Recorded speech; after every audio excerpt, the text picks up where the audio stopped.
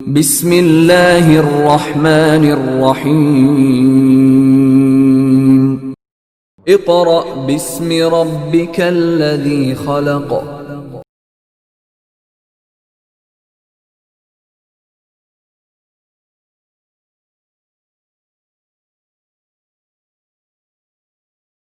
बिस्मिल्लाहिर्रहमानिर्रहीम।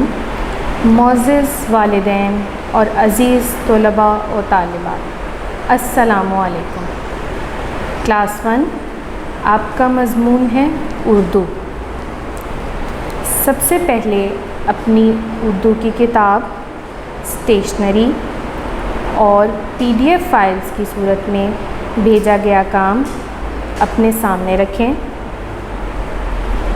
जी, रखा सबने? अपनी उर्दू की किताब का सफ़ा नंबर 90, जिसे इंग्लिश में पेज नंबर 90 कहा जाता है, उर्दू में सफ़ा नंबर 90 खोलें।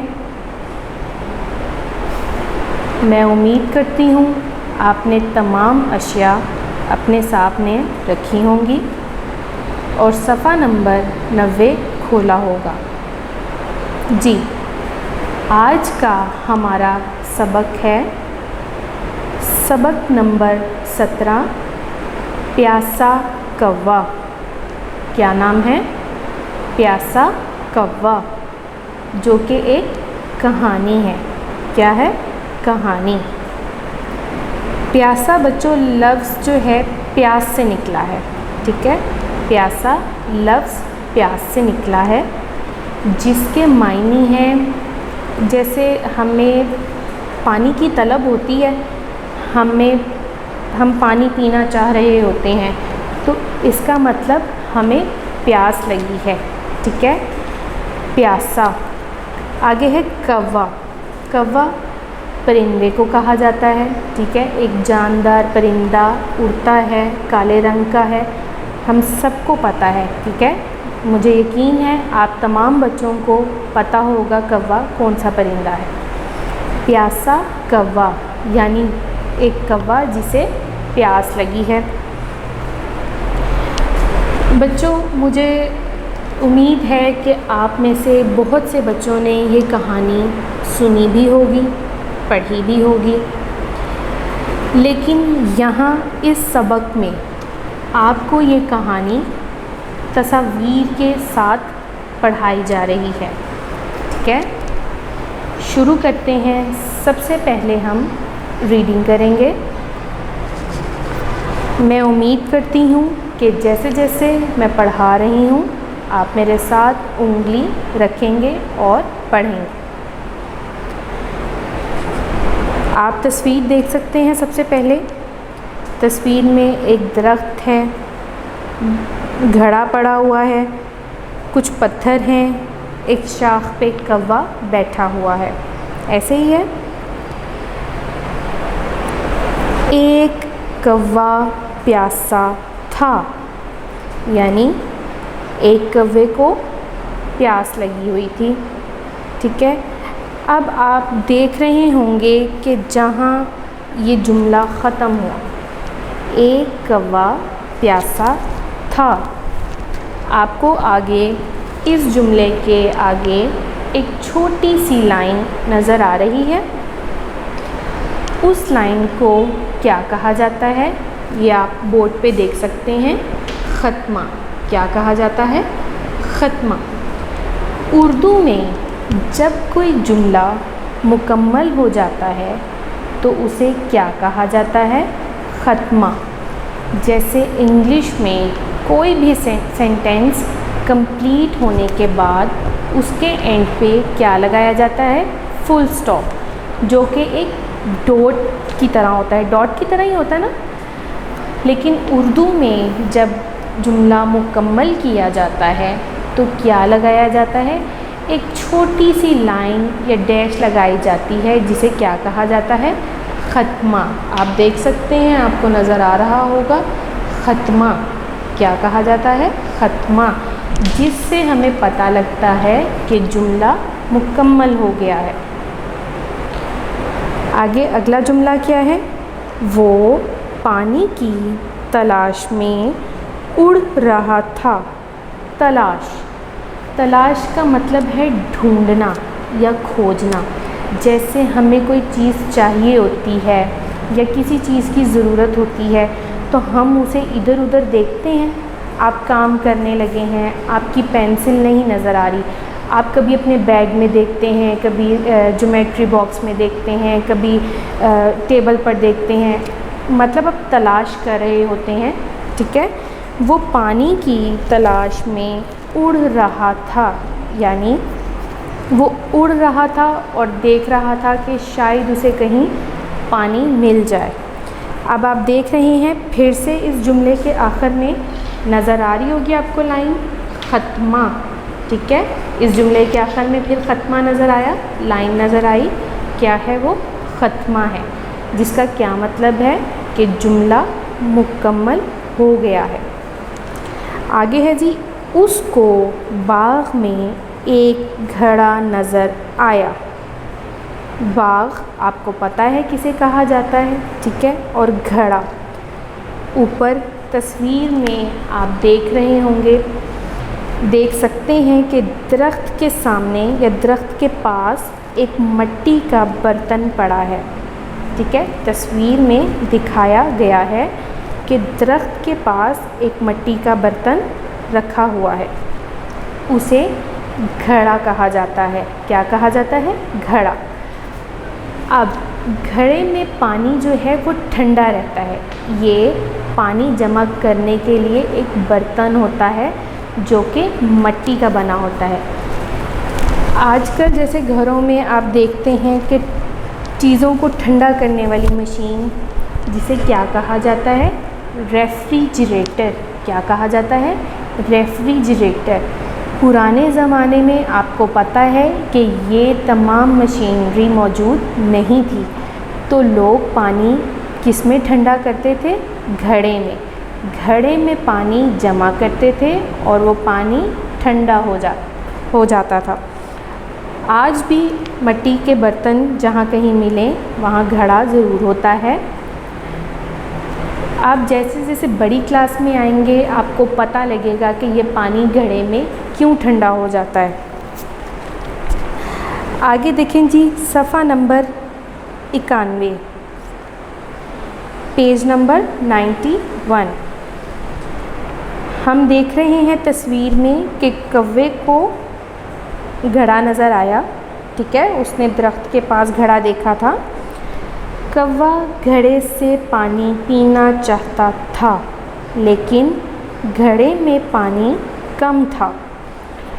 यहाँ पर पीना चाहता था के बाद ख़त्मा नहीं इस्तेमाल हुआ, नहीं लगा हुआ। इसका क्या मतलब है कि जुमला मुकम्मल नहीं हुआ, ठीक है। लेकिन घड़े में कम पानी था, ख़त्मा, यानी यहाँ पर ये जुमला मुकम्मल हुआ है। दरख्त के पास घड़ा पड़ा था, कौवे को नज़र आया, वो घड़े के पास गया, उसने वहाँ पानी देखा घड़े में। जैसे मैंने आपको बताया कि घड़े का इस्तेमाल क्यों किया जाता है? पानी जमा करने के लिए किया जाता था। तो कौवा घड़े से पानी पीना चाहता था। ज़ाहिर बात है उसको घड़ा नज़र आया, वो गया, उसने देखा उसमें पानी है, वो पीना चाहता था, लेकिन घड़े में कम पानी था, यानी पानी बहुत कम था, नीचे था। उसकी चोंच पानी तक ना पहुंची। चोंच आप देख सकते हैं जैसे परिंदों की चोंच होती है। अल्लाह ताला ने हर चीज़ को, हर जानदार को, इंसान, जानवर, परिंदों को मुंह दिया है खाना खाने के लिए, पानी पीने के लिए। अब आपको पता है कि हम कैसे खाना खाते हैं। इंसान हाथ से खाते हैं, हाथ से खाना तोड़ते हैं और मुंह तक लेकर जाते हैं अपने हाथों की मदद से, ठीक है, और मुंह में खाना डाल के चबा के खा लेते हैं। लेकिन अब जानवर बहुत कम है कि वो हाथ इस्तेमाल करें, क्योंकि आपने देखा उनकी तो 4 टांगें होती हैं, मुंह से खाते हैं, इसी तरह परिंदे, उनकी चोंच होती है, क्योंकि उन्होंने खाना कहीं ना कहीं से उठाना होता है, तो अल्लाह ताला ने उनको चोंच दी है। लंबा सा सख्त मुंह होता है उनका, ठीक है। आपने परिंदे देखे होंगे, परिंदों के मुंह पर जो लंबी सी सख्त सी शक्ल बनी होती है वो उनकी क्या होती है? चोंच। वो उनका मुंह होता है जिसे चोंच कहा जाता है, ठीक है। अब कौवे की चोंच पानी तक ना पहुंची, ठीक है, क्योंकि पानी कम था। और आपको पता है कौवा घड़ा उठा के पानी तो नहीं पी सकता था, उसने चोंच की मदद से ही पानी पीना था, लेकिन उसकी चोंच पानी तक ना पहुंची। आगे आप देख रहे हैं तस्वीर में घड़े के पास कुछ पत्थर पड़े हुए हैं। कौवे ने बारी बारी बहुत से कंकर घड़े में डाले, बारी बारी यानी एक एक करके, ठीक है।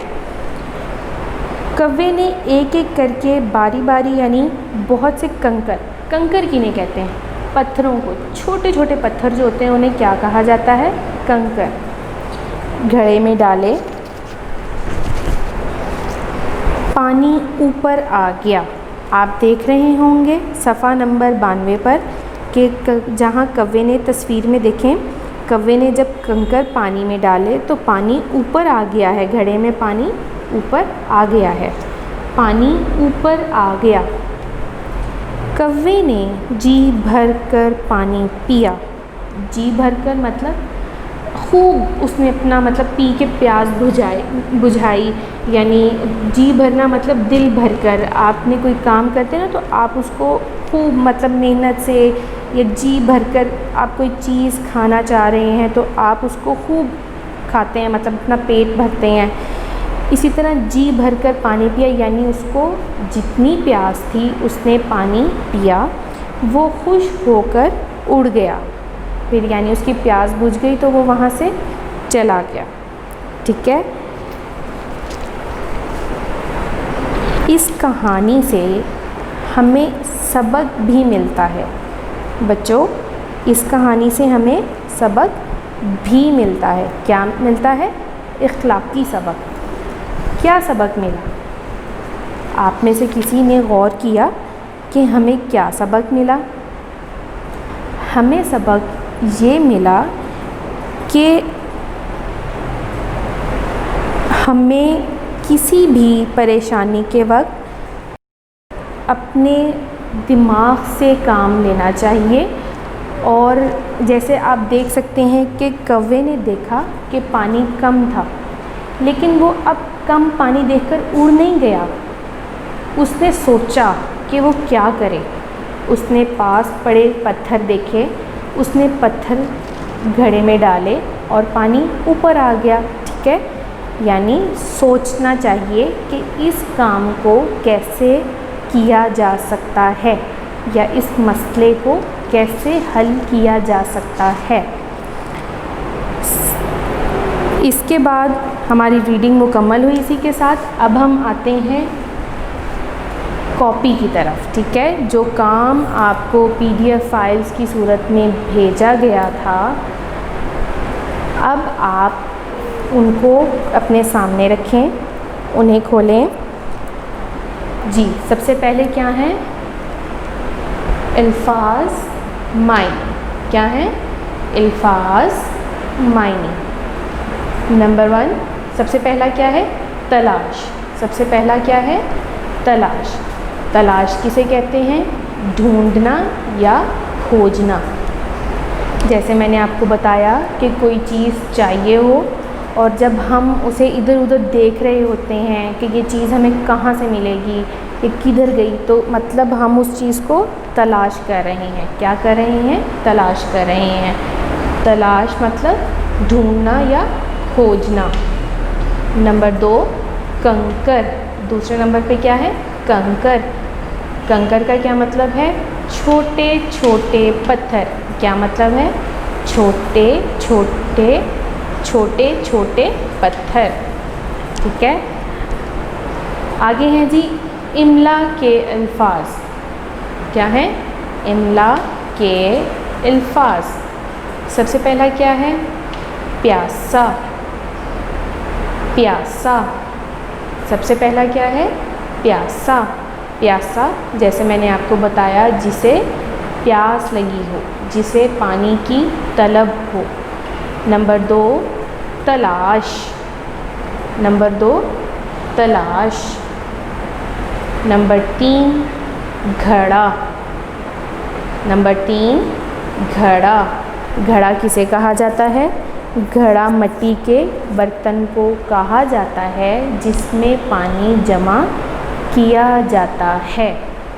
नंबर 4 चोंच, नंबर 4 चोंच। नंबर 5 कंकर, नंबर 5 कंकर। कंकर किन्हें कहा जाता है? छोटे छोटे पत्थरों को। किन्हें कहा जाता है? छोटे छोटे पत्थरों को। नंबर 6 बाग, नंबर 6 बाग। बाग आपको पता होगा किसे कहा जाता है? जहाँ ग्राउंड होती है, फूल लगे होते हैं, दरख्त होते हैं और मतलब परिंदे उड़ रहे होते हैं। यकीनन आप में से बहुत से बच्चों ने बाग देखा होगा।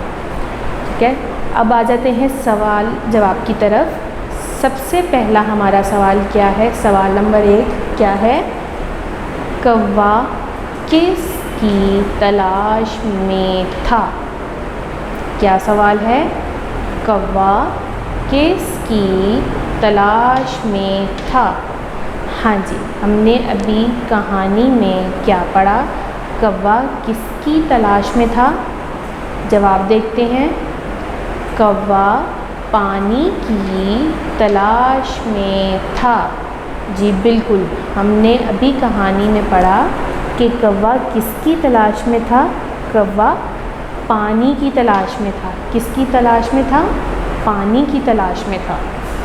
सवाल नंबर 2 पानी कहाँ था?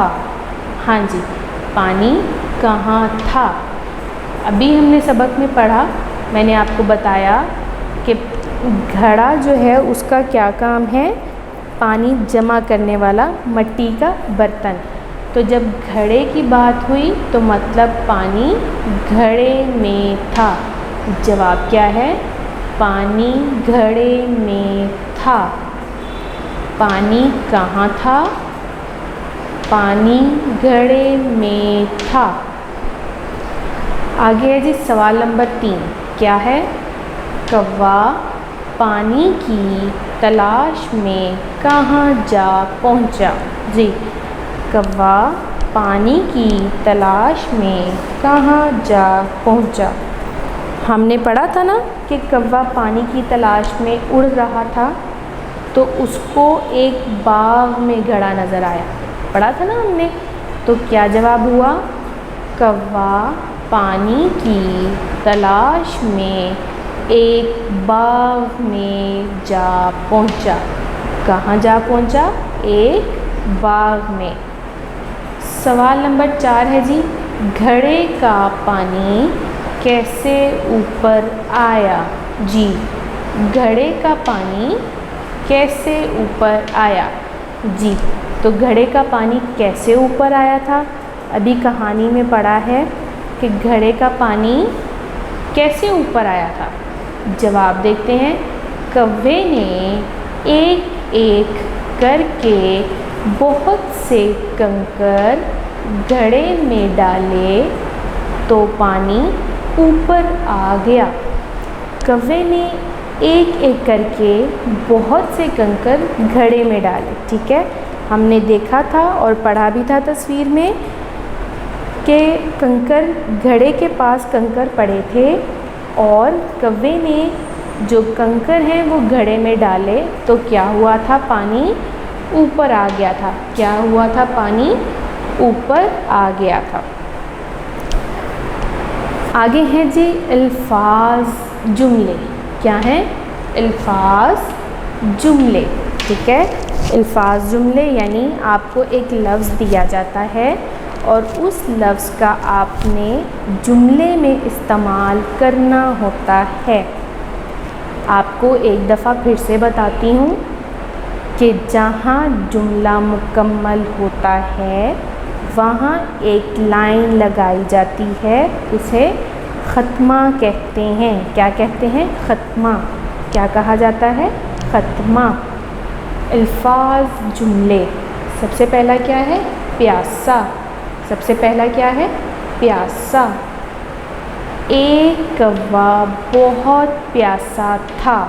जी, आप यहाँ पर कोई और जुमला भी लिख सकते हैं, ठीक है।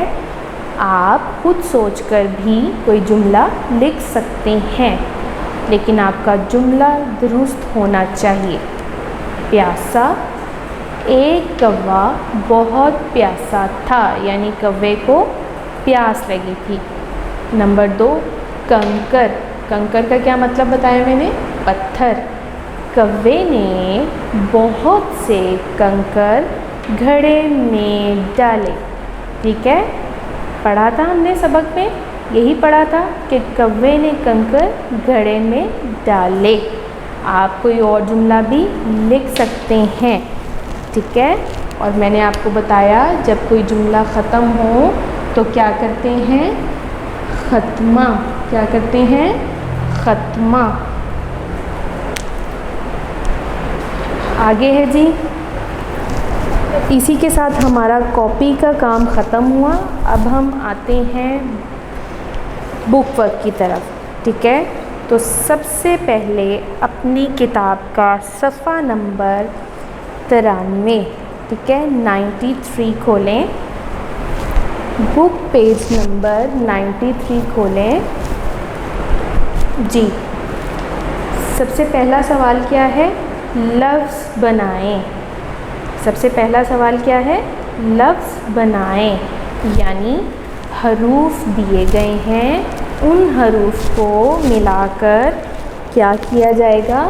लफ्ज़ बनाए जाएंगे, ठीक है। जब एक हो तो क्या कहा जाता है? हर्फ। जब एक हो तो हर्फ, और जब ज़्यादा हो तो हरूफ। जब ज़्यादा हो तो हरूफ, ठीक है।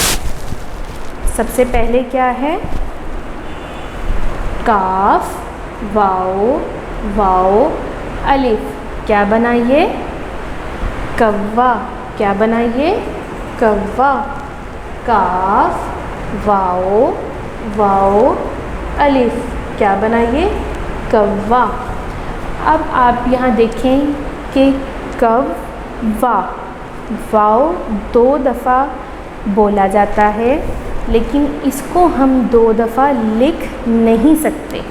तो मैंने आपको पिछले सबक में बताया था कि जब कोई हर्फ 2 दफ़ा आ जाए तो उसको एक ही दफ़ा लिखते हैं, लेकिन उसके ऊपर शद लगा दी जाती है, ठीक है। जिससे हमें क्या पता लगता है कि ये लफ्ज़ 2 दफ़ा आया है। जैसे काफ, वाओ, अलिफ, कव्वा, लेकिन वाओ के ऊपर शद, ठीक है। आगे है गाफ, हे, घ, रे, अलिफ, रा, घड़ा। क्या बनाइए? घड़ा। गाफ, हे, घ, पहले गाफ है, इसके साथ हम रे को मिलाएंगे, घड़ा। आगे अलिफ लिखेंगे तो घड़ा। क्या बन गया ये? घड़ा। आगे है जी चे व चो, नून चे। वैसे तो नून चे नच बना, लेकिन यहाँ पर चोंच, क्योंकि हम मिलाकर लिख रहे हैं, और लफ्ज़ जब हम लिखेंगे तो उस लफ्ज़ का क्या है? चोंच। चे व चो, नून चे, चोंच। अब यहाँ हम नच तो नहीं ना पढ़ सकते, चोनच तो सही लफ्ज़ नहीं है। सही लफ्ज़ क्या है? चोंच, ठीक है। तो क्या बन गया ये? चोंच। आगे है काफ, नून, काफ, रे। जी, काफ, नून, कं, काफ, रे, कर। हमें पता है ये क्या लफ्ज़ बन गया? कंकर, ठीक है। वैसे तो काफ नून कन और काफरे कर, ठीक है, लेकिन जब हम पढ़ेंगे तो कंकर, काफ नून काफरे कंकर। आगे है जी डाल अलिफ डा लाम बड़िए ले, डाले, क्या है, डाले, डाल अलिफ डा लाम बड़िए ले, डाले, ठीक है। अब आएँ जी सवाल नंबर 2 की तरफ, जो कि है खाली जगह में दुरुस्त लफ्ज़ लिखें। नीचे खाली जगह दी गई है और हमने इसमें सही लफ्ज़ लिखना है। सबसे पहले क्या है, ये आम डैश दरख्त है, और आगे हमें ऑप्शंस क्या दी गई हैं, का, की, को, के। जी बिल्कुल, अब हमने का, की, को, के इस्तेमाल करते हुए इस खाली जगह को पुर करना है दुरुस्त लफ्ज़ के साथ। जी तो पहला क्या होगा, ये आम का दरख्त है। सबसे पहले में क्या आएगा, का, काफ अलिफ का। तो आप काफ अलिफ का के ऊपर दायरा लगा लें, काफ अलिफ का के गिर्द दायरा लगाएं। जी नंबर 2 है अहमद डैश अब्बू घर आए। जी अहमद का अब्बू, नहीं ये तो जुमला गलत है। अहमद की अब्बू, नहीं अहमद के अब्बू तो लड़का है ना, आदमी है, तो की तो नहीं इस्तेमाल होगा। अहमद को अब्बू, ये भी गलत हो गया। तो आखिर क्या है, अहमद के अब्बू। जी अहमद के अब्बू घर आए। आगे है नंबर 3, ज़ारा डैश गुड़िया प्यारी है। ज़ारा की गुड़िया प्यारी है, काफ छोटिए की। दूसरे नंबर पर काफ छोटिए की दिया गया है, उसके गिर्द दायरा लगाएंगे। आगे है जी अली डैश नहीं पता। जैसे हम कहते हैं आपको नहीं पता, ठीक है, तो हमें पता है यहाँ पर क्या लफ्ज़ आएगा, को। क्या लफ्ज़ आएगा, को। अली को नहीं पता, ठीक है। जैसे किसी को कोई बात नहीं मालूम होती तो कहा जाता है ना आपको नहीं मालूम या आपको नहीं पता। इसी तरह यहाँ पर भी को आएगा। क्या आएगा, काफ वाओ को। क्या आएगा, काफ वाओ को। अली को नहीं पता, काफ वाओ को के गिर्द दायरा लगाएं। आगे है मारिया डैश किताब कहाँ है। मारिया की किताब कहाँ है, किसके गिर्द दायरा आएगा, काफ छोटी है की के गिर्द। आगे आ जाए जी सफ़ा नंबर 94, पेज नंबर 94, जुमले मुकम्मल करें। हाँ जी, अभी हमने सबक पढ़ा, कहानी पढ़ी। अब हमें उन्होंने ये जुमले दिए हैं कि हमने कहानी पढ़ी है और अब इस कहानी में से हमने लफ्ज़ देखने हैं कि कौन सा लफ्ज़ इस जुमले को मुकम्मल करेगा। नंबर 1, एक कव्वे को डैश लगी थी। एक कव्वे को डैश लगी थी। आगे हमें 2 ऑप्शंस दिए गए हैं, भूख और प्यास। क्या दिए गए हैं, भूख और प्यास। तो हमें पता है कि कव्वे को क्या लगी थी, प्यास। क्या लगी थी, प्यास। तो हम यहाँ पर क्या लिखेंगे इस वाली खाली जगह में, प्यास। नंबर 1 पे क्या आएगा, प्यास। आगे नंबर 2, कव्वे को डैश में घड़ा नज़र आया, खेत या बाग। हमने कहानी में पढ़ा कि कौवा बाग में जा पहुंचा, तो हमें पता है कि कव्वे को बाग में घड़ा नज़र आया।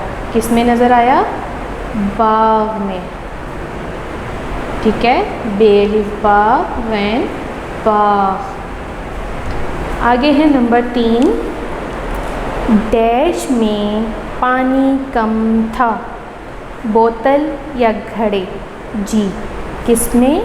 घड़े में, क्योंकि कौवा घड़े से पानी पीने लगा था ना, उसको बाग में घड़ा नज़र आया था। तो किस में पानी कम था? घड़े में पानी कम था। आगे है नंबर 4, कौवे ने डैश घड़े में डाले, कंकर या पत्ते? ठीक है, अब हम पत्ते डालते तो पत्तों से तो शायद पानी ऊपर ना आता, लेकिन कौवे ने क्या किया था? कौवे ने कंकर डाले थे तो पानी ऊपर आ गया था। तो नंबर 4 पे क्या आएगा? कंकर। आगे है जी नंबर 5, कौवे ने डैश पिया, शरबत या पानी? कौवे ने क्या पिया था? पानी पिया था। क्या पिया था? पानी पिया था। कौवे ने पानी पिया। ठीक हो गया। आगे देखें जी, अल्फाज को मुत्तज़ाद से मिलाएं। अल्फाज को मुत्तज़ाद से मिलवाएं। मुत्तज़ाद किन्हें कहा जाता है? मुत्तज़ाद उल्ट अल्फाज को कहा जाता है, जैसे सुबह शाम। हम कहते हैं ना दिन रात, तो दिन का मुत्तज़ाद क्या है? रात। ठीक है, तो इसी तरह यहाँ पर भी उन्होंने हमें कुछ अल्फाज दिए हैं और उनके मुत्तज़ाद, जिनको हमने मिलाना है। तो सबसे पहले क्या है? खुश। खुश यानी जैसे हैप्पी, खुश होते हैं, कोई खुशी का मौका होता है, सालगिरह हो या रिज़ल्ट में अच्छा काम करके दिखाया हो, तो क्या होते हैं? खुश। और तो उसका उलट क्या होगा?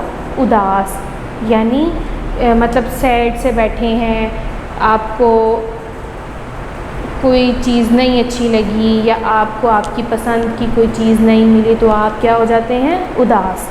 तो खुश का मुत्तज़ाद क्या होगा? उदास। नंबर 2, डाला। नंबर 2, डाला। डाला यानी बोतल में पानी डालना, किसी डब्बे में कोई चीज़ डालना, तो इसका मुत्तज़ाद क्या होगा? निकाला। ठीक है, एक लफ्ज़ है डाला, जैसे आपने डब्बे में कोई चीज़ डाली और फिर निकाली, तो डाला का मुत्तज़ाद क्या है?